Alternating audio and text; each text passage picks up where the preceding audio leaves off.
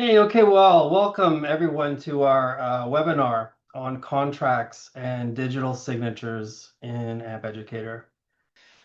We're here today to discuss and show how to streamline your student contract lifecycle in ampEducator. My name is Jamie McLeod, and I'm the CEO and co-founder of ampEducator. And it's my pleasure to guide you through this session and share with you this great feature. I'm joined today by client experience lead and moderator, Sema. Good. Let's just dive in, and we'll see what makes digital signature truly secure and why that matters for your institution with ampEducator. Not all signatures are equal, and this webinar is not intended to explain how electronic and digital signatures work, but it is important to note that many systems offer electronic signatures, which are often just a captured image of a signature or a click to accept process. ampEducator goes much further. There are different levels of, electronic and digital signatures. And in Canada, we go by standard 4 levels. It's not official, but it is a recommendation on identity and credential assurance. We meet level 4 of that. That's why I bring that up. It's important to know. And these certificates are backed by trusted public certificate infrastructure. So Adobe is part of that. They recognize our SSL.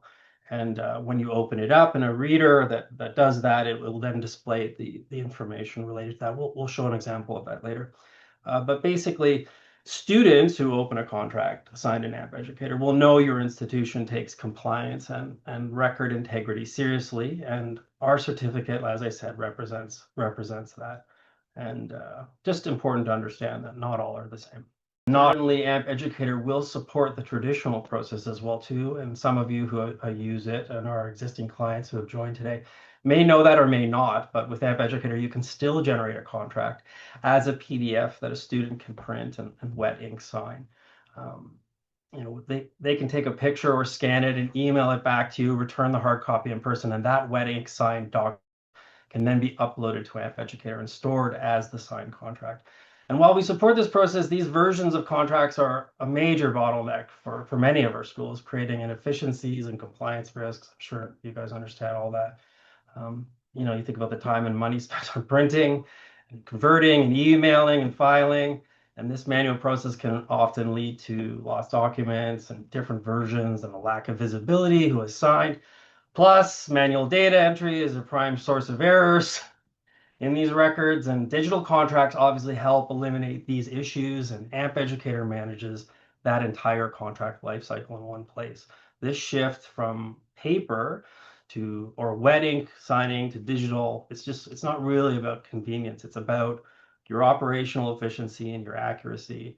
And with so many different types of agreements, a student, could review and sign them with as little friction as possible. That's really what we want to help you to do, because ultimately that's helping them to become a student, to convert. And ampEducator can definitely do that for you with this digital process.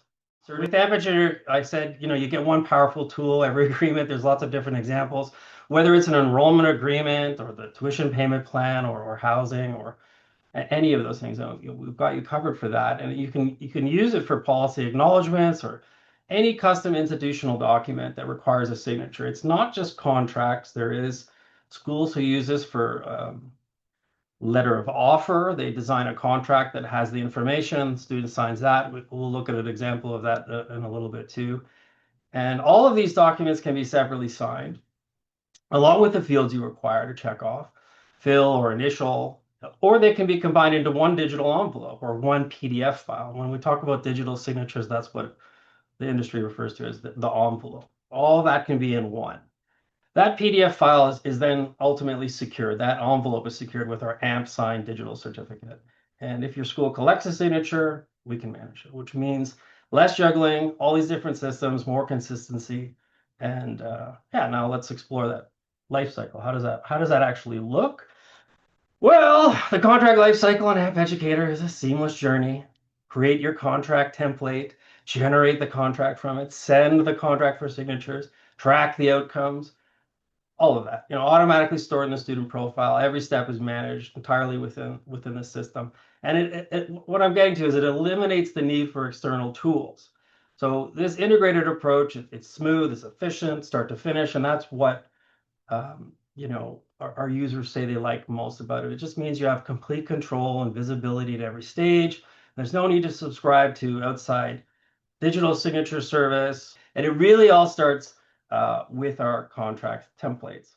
And contract templates, they come with higher education focus sections built in. We do actually now offer some sample contract templates, especially for our regulated career colleges in Canada, because we are a Canadian corporation, and we started with those, but also in the US to help with accelerating the implementation of these. Schools can further customize them as well too to fit their own unique program policies. Once you reuse those, you can easily duplicate them, edit them, and yeah, let's take a little look at kind of how that operates in ampEducator. Under our home menu as administrators, you have access to productivity tools, and that's where the contract templates are stored and contracts in general are managed.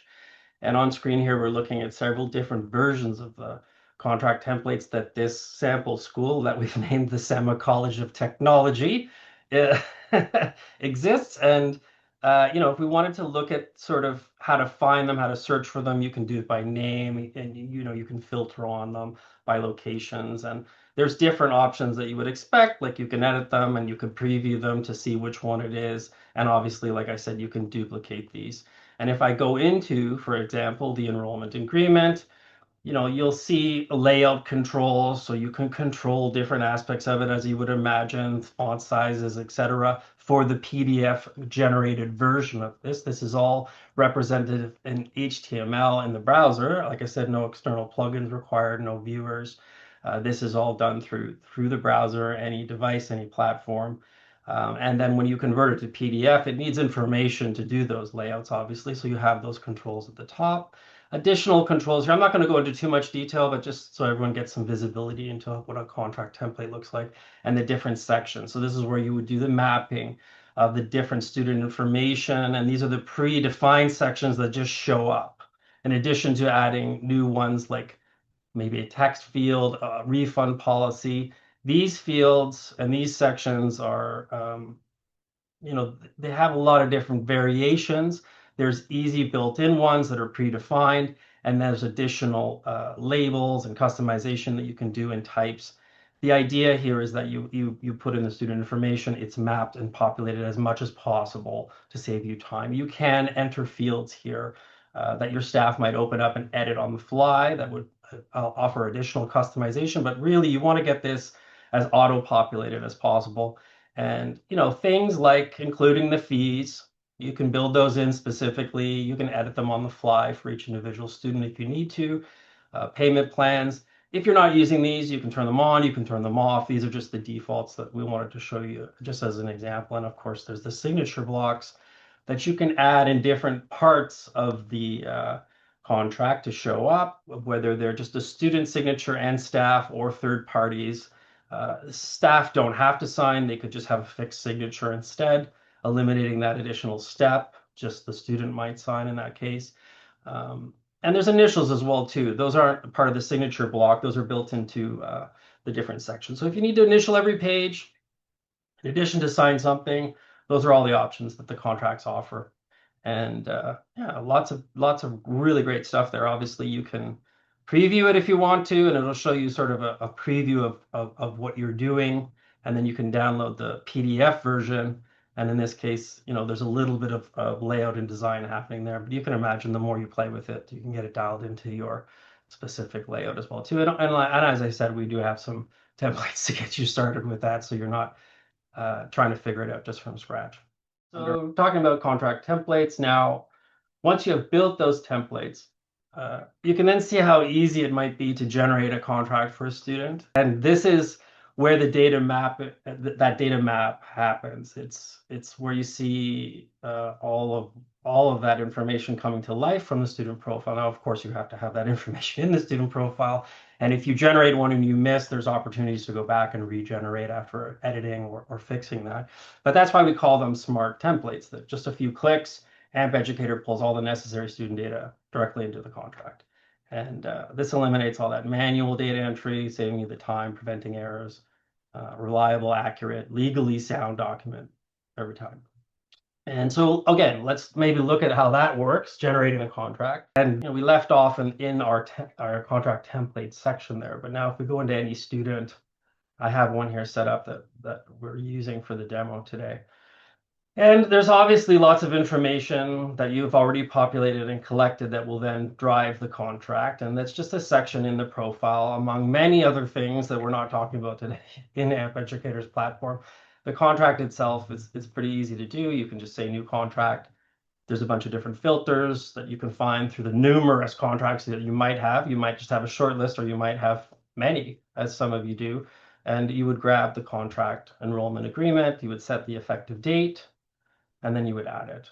And you can do this in bulk for many different students. You don't have to do it one at a time. There is an option in the main student list to select all and generate for all and do this. We're just focusing on this individual student for today, but there is a bulk contract option as well. So if you do generate that, you'll see I had generated one before, and now I'm generating a second one. It's now pending, and what I need to do is just click generate. And what it does is it grabs that information and generates my PDF contract. I might have an option in here to go in and change something, or update the fees, or change the payment plan, or something else. Or I might notice that something's missing, which might be important. You might want to preview this and look and make sure that everything's there. As expected, you're using the right one. Maybe change the date if you come back. This is just a revision, etc. You get the idea. Different people can sign the contract. You can generate on someone's behalf and send it, or it's just fixed and it's included by default. Little things like that matter. These details, I just want to highlight them because you don't want to pick these things every time, so it knows it's you if you're signed in. But if you want to override that, you can. And that contract is now generated, and I can click on it. It'll preview it right in ampEducator, which is great. You don't have to download it to actually see what it looks like. We have that preview built in, and then of course you could download it additionally if you wanted to. At this point, though, once you generate the contract, and if you needed to make changes and regenerate it, you could, or, like I said, change staff signer, or at this point, you could just email it. So I could just click this and email this to a student if I wanted to, right out of this section, or attach it as a PDF and do another additional process. Those are all possibilities. This is where you get the wet sign process entering into the phase, and we do support that. So it's a useful tool, even if you don't take it as far as generating the digital, or you could do that in the short term while you refine that process and get it approved. But the idea here is that you do support that. And then when you go to actually sign this contract, you can upload that signed version to here. It stores it. It's official. It's all part of the auditing process. So if you're also storing contracts somewhere else and paying for that for an Iron Mountain or paper, this potentially can replace those as well too, even without taking it as far as implementing the digital signature.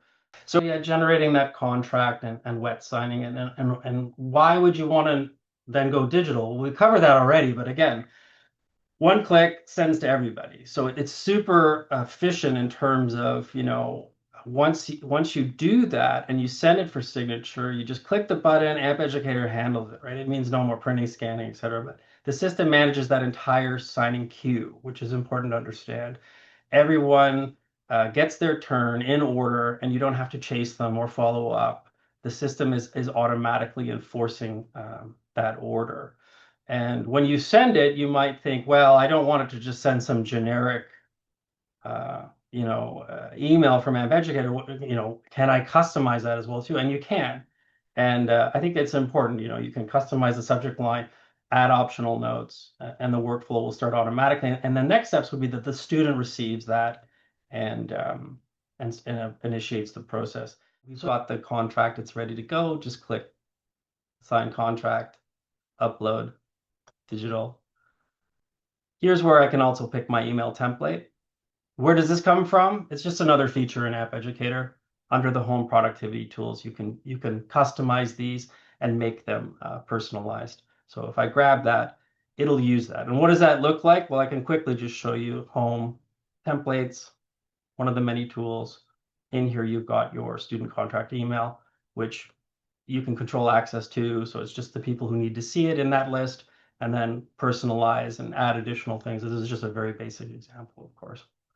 So going back to the student, into the contract section, clicking digital signature, selecting that option. And again, you could do this in bulk for many or just the one student. And then you would go back to this and pick your student contract email, and then you can click sign. So when you click sign, it says, okay, off and running, sent, digital pending. And the first step is going to the student. So, as part of that process now, what's happening, it's gone off, it's sent an email, it's prepared the one-click link in that email, the review document that they can easily click. And we've designed that experience to be straightforward so students can sign in like minutes from any device. They receive that clear email with a direct link, and they sign the document. There's no login required, which removes a common barrier to completion with some of these systems. This is a simple process. It means students can complete their contracts quickly and efficiency, low friction, they sign, and then of course the workflow doesn't stop there unless you want it to. I mean, if it's just a fixed signature, it'll come back signed and done. So you can put your official signature, indicate that no more steps are required. However, if staff need to do it, you would design that, it would come back to the staff, or in addition to that, a third party, and there's many different third parties, obviously, that can sign as well too. So we do have a sample student email set up. So you can see here, we've got an email that's come into this account, and this is the email that the student would receive depending on how you've configured that template, and they would receive this, click on it, and they would receive the customized prompt that you gave them from the template, in addition to reviewing the document. And if they have any trouble with that link, they can obviously copy the exact link here as well too. So when they click on the review document, it then launches the actual contract viewer, and this is the secured view that's maybe some of you are used to seeing with other contract generators and digital signing processes. It's just ampEducator's version of that, and it displays all the information securely, and it allows the student to review it. And this is, again, a very simplified version, but as you can see on the side here, we have different things in it. I can get out of the way and you can see it. It's right here. That's the to-do list that they would follow through. Because if they tried to click complete right now, it would say, no, you can't do that. You haven't done everything I want you to do. And it's not just the signatures. There are other things in here that you might want to require them to do. Check boxes, fill out information, maybe provide their social insurance number if this is a secure contract, to do that ahead of time.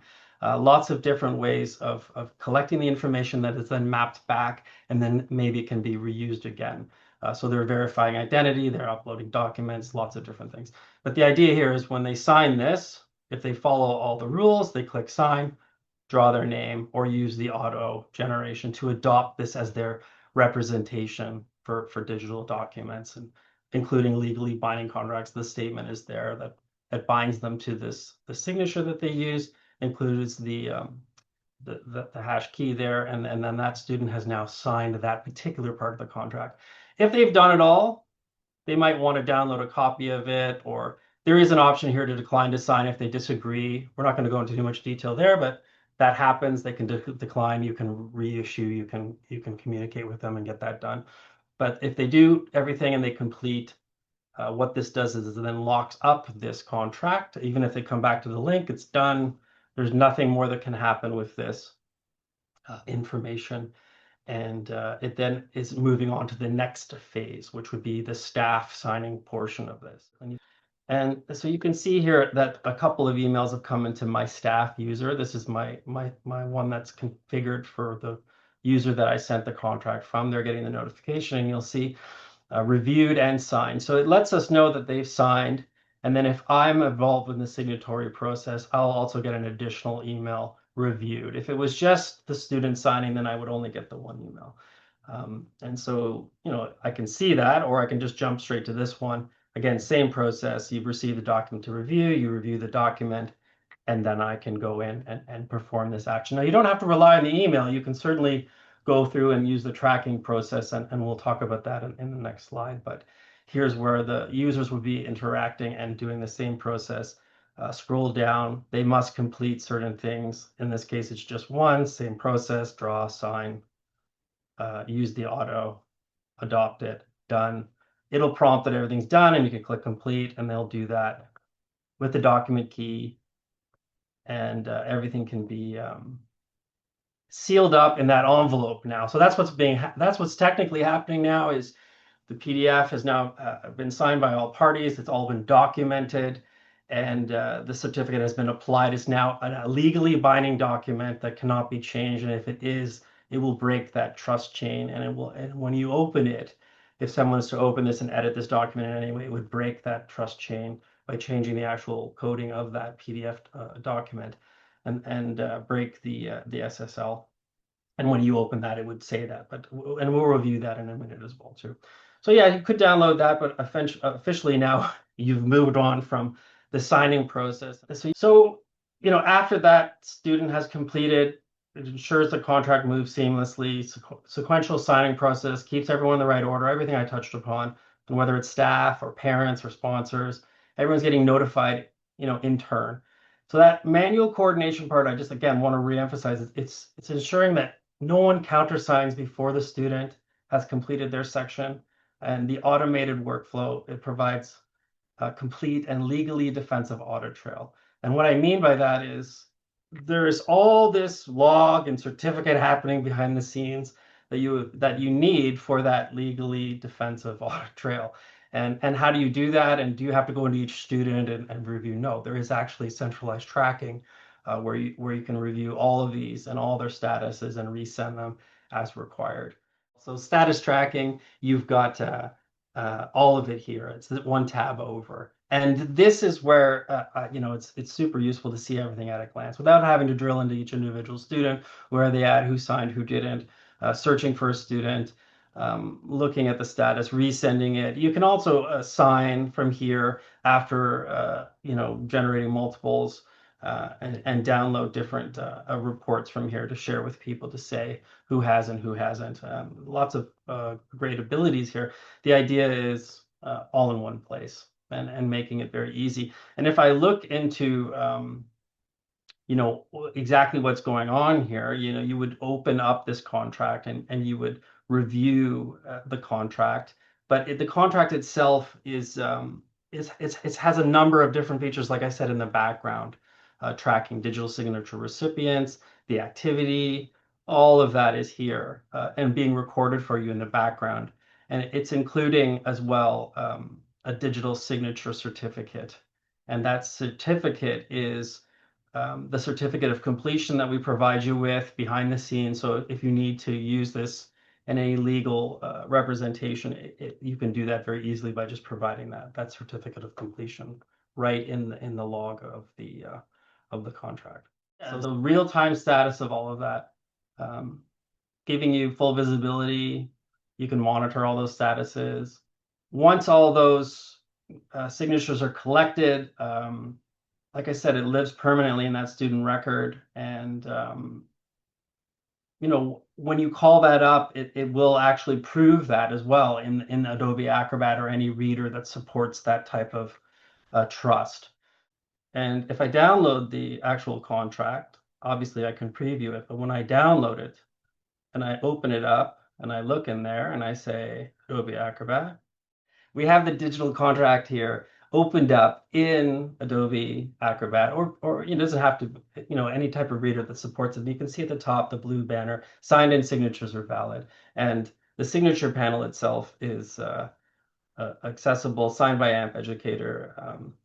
It's important to understand that there's different levels of this, and we have LTV enabled, which is the long-term validation, so that even after a certain period of time, without being a part of the trust, it can still be independently verified after a certain year has passed as well too. So 100% ready to go, happening. If anybody edits this in any way, it would break this and say these signatures are no longer valid, and then you would provide this as well as the other documentation to support that process.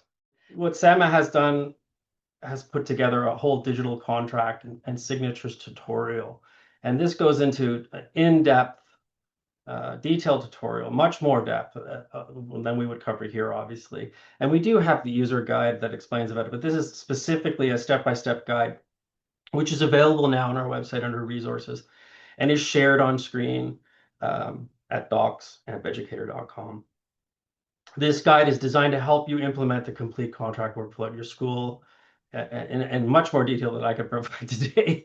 I really encourage you to visit and go through that if you're interested in it and in doing this. And of course, reaching out to us if you'd like to schedule some additional training one-on-one on this. Those are all opportunities that you can do and we offer. But I would for sure start with this, skip through it, and it will definitely provide you with much more detail than I could provide today in the webinar. And really, every school is different. And by way of that, when you start building these, you'll find that you'll need to do specific things that maybe one program or another program doesn't have, and building in those fees. And there are shortcuts to do that, but eventually, you'll find that maybe you'll have one or two or three different versions. In BC, they have 1 and 2 year versions of contracts that must be signed. There's the third party version. There's the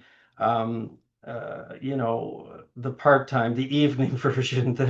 There's so many versions that you might have, and it's easy to duplicate them and change them once you get that first one or two going. And often it's just really getting started. And we do, like I say, have those contracts available for you, predefined, that make it a lot easier to get started.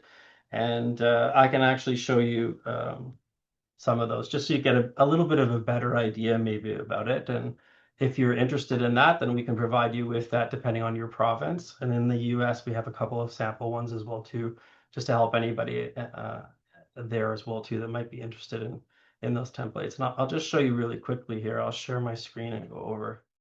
So you can see here, there's several different versions: Alberta, British Columbia. We have a general enrollment contract, Ontario one. So base trial in the contract. You can see here, there's a lot of different options at the top, obviously, that we've covered, but then this gets into like, how would you represent that particular contract? You can see in this section, registered career college name, Ontario registration number. This is just an approach that you could take that we see schools using already that just identifies that part of the Ontario one, the student information. So it's ready to go with everything that you need, and then you can preview it and then make your adjustments, program information, the admissions requirements, what they have to check off. You can build in your fees for each program that you need, or they can be pulled in as a template, financial acknowledgement, refund cancellation policy. These are all things that all schools have to deal with in some form or fashion. And I just wanted to show, a more complete version of a contract so that anyone who's wondering what that might look like. And then, of course, when you download it, it has whatever styles or logos or formats that you have designed into yours. And you can see at length here, there's signatures and initials that come up where needed. These would be identified as the student checkboxes, and everybody that needs to sign it as well too can do that there. So yeah, a lot of really good templated options there that Sema has created to share with anyone who might be interested afterwards. Please just reach out and we can do that for you. I mentioned letter of acceptance. That's a possibility as well too. You can generate that, put the information in there, and then map it in a different way in some of the rich text fields. And all of that is covered in Sema's tutorial. Building these smart templates, a seamless signing experience, we really just want to give you guys a snapshot into it. We really just want to help ensure that, you get the compliance and the permanent record keeping that you need. And I really do hope that this session has shown how ampEducator can streamline your contract lifecycle. We would love to hear from you. And so I guess we can open up to some of the questions, Sema. I know you've been monitoring them. Anything good that we could lead with? Yeah, I think a couple of the questions were more about wondering about if it was only signature or what the different types of fields are that you can choose from that students or staff could fill out while filling out the contract. I guess just from our example, it looked very much like it was just mapped. But Yes. Yes, that's true. but just kind of showing the different fields that you can choose from. Certainly, the Sema College of Technology, we have some here that I can fool around with. And what I'll do is I'll just duplicate this enrollment agreement real quick and use that copy. And if I go into it and scroll down to the different sections, yes, you do see auto-populated here. These are using the different fields, and the field types is what we're actually talking about. So when you click new field, you get the many different options for field types. And display student info is an obvious choice. The nice thing about that one is it's pre-mapped as well too. So you can just pick from any one of the fields, including custom ones you might add, or you could just display plain text and with a different label or not and show it. Rich text. This one is subtle, but includes merge text. So you would build in this as well as linking gender or phone. So this is like inserting those placeholders as you might do in other areas of templating.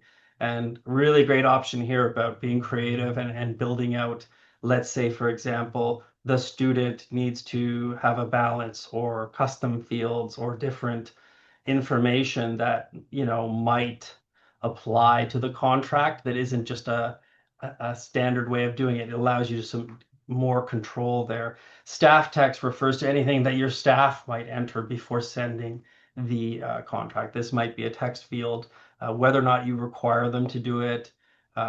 Any of these fields can be required, by the way, as too. You just check that off.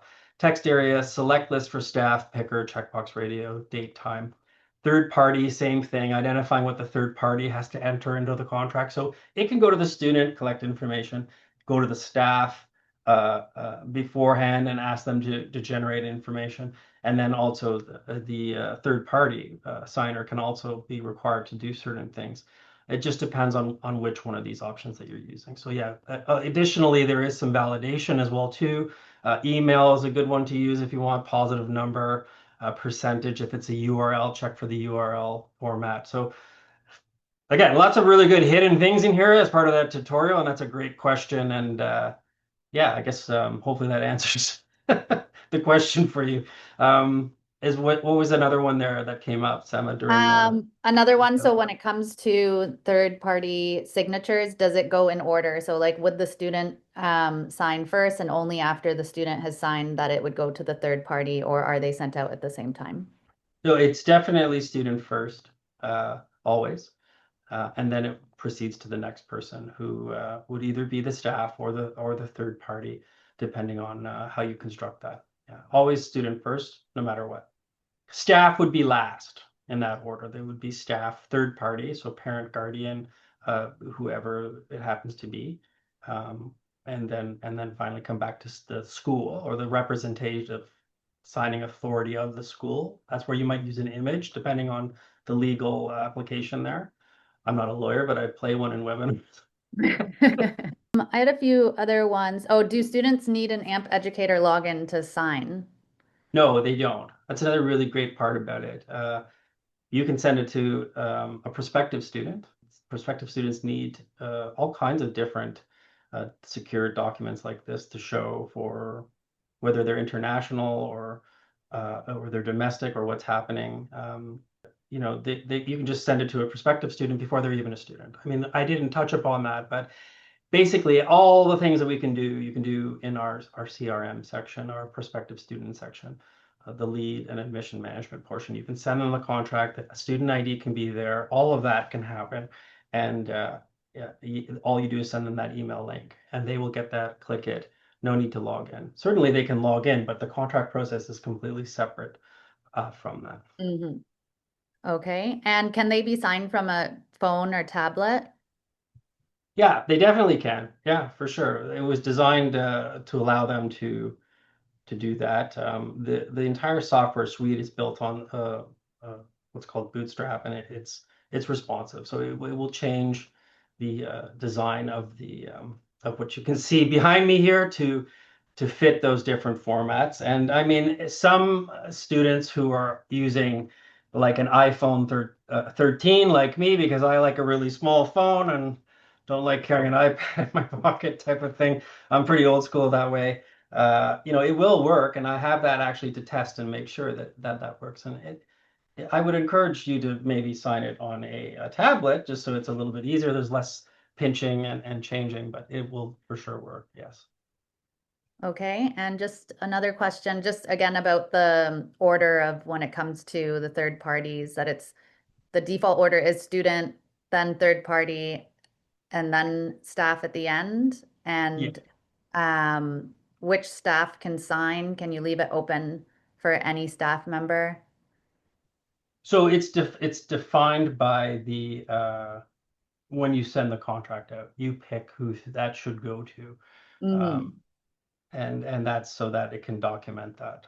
It can't just be open-ended to pick up by anyone. Of course, whoever is receiving that email, you know, what could do that, I assume. I mean, there's a way that you could do that, but I would avoid that. Again, I'm not a lawyer, but I think it would be important for you to have the person's name, the email, because that's important. But yeah, I mean, there's two approaches there, which is you would have the fixed signature that represents the authority, like the signing authority of the school, and that works, or it would come back and be reviewed by someone, and then they would assign that. What about for people who currently use Word or DocuSign? What would it look like to move their contracts into ampEducator? It's basically schools have to recreate them. That's what happens. There's ways in other systems where you can take a PDF and it can maybe use some AI tools and help. And we're looking at that, but it's early days for us on that. I mean, we use the traditional approach that this is serious. You should build it. It should be reviewed and vetted and approved. Contracts are important, and compliance and audit is important. So yeah, you have to recreate using the existing template. I would say modify it, map the fields, the program fields, and then generate the contracts. And that eliminates that manual word to existing provider. And where is that document and what version is it? Who filled it out? What's populating it? There's a lot going on there, but it does involve work and might need approval.